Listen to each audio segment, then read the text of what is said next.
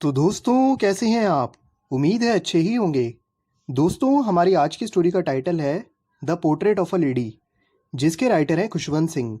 इस स्टोरी की मदद से खुशवंत सिंह ने और अपनी ग्रैंड मदर के बीच के रिलेशनशिप को रिफ्लेक्ट करते हैं।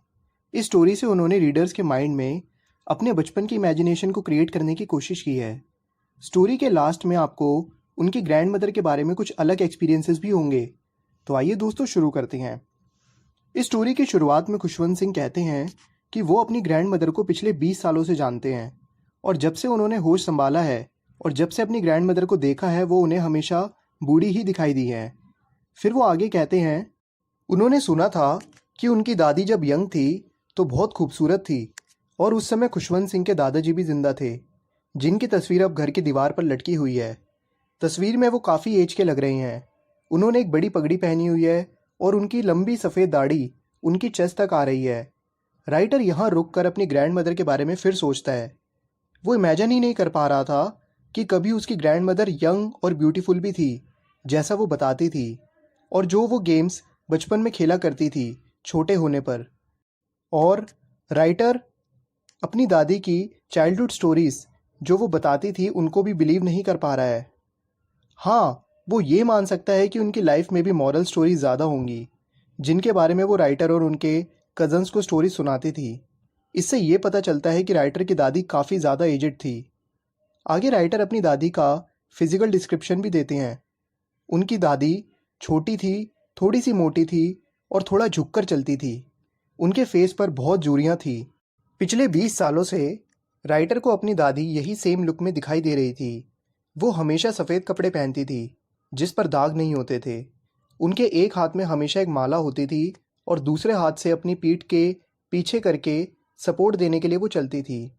उनके बाल सिल्वर कलर के थे जो बेहद अच्छी तरह से कंघी करे हुए और नीट एंड क्लीन लगते थे। राइटर के मुताबिक वो प्योरिटी, वाइटनेस और पीस का एक लाइव एग्जाम्पल थी। राइटर की ग्रैंड मदर हमेशा प्रेयर्स चैंट करती रहती थी। आगे राइटर बताते हैं कि वो ग्रैंड मदर के साथ विलेज में रहते थे। वो दोनों काफ़ी अच्छे दोस्त थे। जब खुशवंत सिंह छोटे थे तो उनके पेरेंट्स उनको ग्रैंड मदर के पास ही छोड़ गए थे और खुद सिटी में आ गए थे सेटल होने। खुशवंत सिंह की ग्रैंड मदर उन्हें डेली सुबह उठाकर स्कूल के लिए रेडी करती थी। रेडी करते टाइम भी उनकी ग्रैंड मदर प्रेयर्स रिसाइट करती रहती थी। वो स्कूल जाने से पहले राइटर के लिए एक वुडन स्लेट, एक इंक पॉट और एक रेड पेन रेडी करके राइटर को देती थी। सुबह नाश्ते में राइटर एक मोटा पराठा मक्खन और चीनी लगाकर खाते थे। ग्रैंड मदर और राइटर दोनों ही राइटर को छोड़ने उसके स्कूल जाते थे। ग्रैंड मदर स्ट्रीट डॉग्स को फीड कराने के लिए अपने साथ चपातियाँ भी ले जाती थी। राइटर के स्कूल के साथ एक टेम्पल अटैच था। जब तक राइटर अपना स्कूल अटेंड करते थे तब तक राइटर की ग्रैंड मदर उसी टेम्पल में बैठकर स्क्रिप्चर्स पढ़ती थी। वापसी में दोनों साथ ही घर आ जाते थे। विलेज के मेन डोर पर उन्हें विलेज डॉग्स मिलते थे जो चपाती के लिए उन्हें घर तक फॉलो किया करते।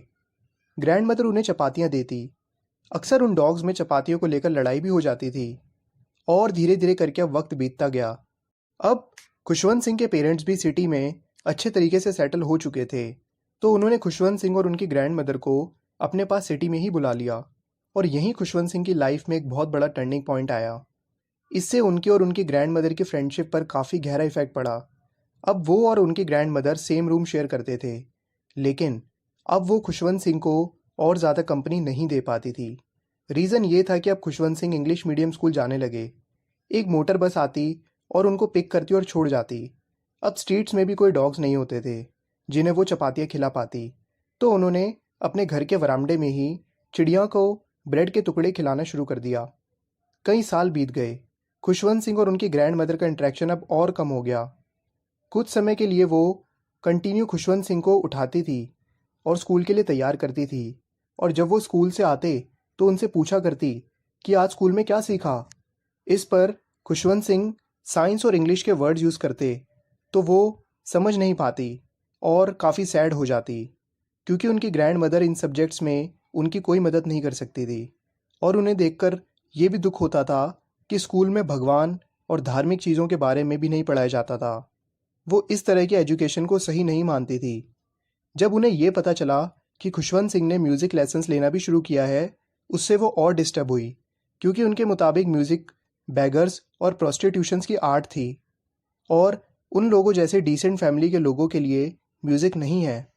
और यही वजह थी उन्होंने खुशवंत सिंह से बात करना बंद कर दिया। अब जब खुशवंत सिंह और बड़े हुए तो वो यूनिवर्सिटी चले गए। वहाँ उनका अपना रूम था और ये वो टाइम आ चुका था जब खुशवंत सिंह और उनकी ग्रैंड मदर के बीच का लिंक कम्प्लीटली टूट गया। अब उनकी ग्रैंड मदर की लाइफ और प्राइवेट हो गई। वो अब अपना पूरा दिन चरखा चलाकर बिताती थी। सुबह सनराइज होने से लेकर शाम के सनसेट होने तक वो शांति से बैठी रहती और प्रेयर्स रिसाइट करती रहती। दिन में वो अक्सर चिड़िया को खाना खिलाती थी जो वरामडे में अक्सर आया करती थी। ब्रेड के छोटे छोटे टुकड़े करके वो बहुत सारी चिड़िया को डेली खाना खिलाती। कई बर्ड्स उनकी लेग्स पर बैठ जाती, कुछ उनके शोल्डर्स पर और कुछ उनके हेड पर। वो कभी उन्हें शू करके भगाती नहीं थी, बस मुस्कुराती थी। पूरे दिन वो आधा घंटा वो सबसे ज़्यादा खुश रहती थी।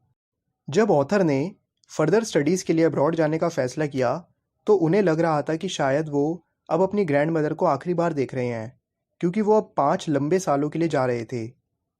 जैसे ही पूरी फैमिली और ग्रैंड मदर राइटर को छोड़ने स्टेशन पहुंचे तो उनकी ग्रैंड मदर ने उन्हें कस के पकड़ लिया और उनके माथे पर किस किया। वो सोच रहे थे शायद ये अब उनके और ग्रैंड मदर के बीच में लास्ट फिजिकल कांटेक्ट था। हालांकि उनकी ग्रैंड मदर सेंटिमेंटल नहीं थी, लेकिन जब खुशवंत सिंह 5 साल बाद वापस आए तो उनकी दादी जी भी उन्हें स्टेशन पर लेने आई और वे बिल्कुल वैसी ही दिखाई दे रही थी जैसे हमेशा से दिखती थी। उन्होंने फिर से खुशवंत सिंह को अपनी आर्म्स में ले लिया और वो अब भी प्रेयर्स रिसाइट कर रही थी। उस शाम को एक बड़ा बदलाव हुआ। अपने रेगुलर रूटीन से अलग उस दिन उन्होंने इवनिंग में प्रेयर रिसाइट नहीं करी। उन्होंने आस पड़ोस से कुछ औरतों को पकड़ लिया और उनके साथ ड्रम बजाना और गाना गाना शुरू किया। खुशवंत सिंह की पूरी फैमिली ने उन्हें रोकने की बहुत कोशिश की, क्योंकि थकावट से वो बीमार पड़ सकती थी। और अगली सुबह यही हुआ, वो बीमार पड़ गई। हालांकि ये एक माइल्ड फीवर था। डॉक्टर्स ने बोला कि हल्का बुखार है, ठीक हो जाएगा, लेकिन उन्होंने इसे अलग तरीके से लिया। उनके मुताबिक उनका एंड अब नियर था, इसीलिए किसी और से बात करने में वो अपना टाइम ज़ाया नहीं करना चाहती थी और इसके बजाय उन्होंने प्रेयर्स रिसाइट करना सही समझा।